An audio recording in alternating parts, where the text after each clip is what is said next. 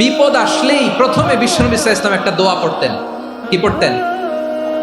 তিনি পড়তেন ইন্না লিল্লাহি ওয়া ইন্না ইলাইহি রাজিউন। নিশ্চয় আমরা আল্লাহর জন্য, নিশ্চয় আমরা কার দিকে ফিরবো ভাই? আবার কার দিকে ফিরবো? আওয়াজ করে বলুন তো, আমরা এসেছি কার কাছ থেকে, আবারও ফিরে যাব কার কাছে? এজন্য বিষ্ণুই পড়ছেন ইন্না লিল্লাহি ওয়া ইন্না ইলাইহি রাজিউন। নিশ্চয় আল্লাহর জন্য, ওই আল্লাহর দিকেই আমরা ফিরে যাব। তারপরে বিষ্ণুই পড়তেন আল্লাহুম্মা আজুরনি ফি মুসিবাতি ওয়াখলুফ লি খায়রাম মিনহা।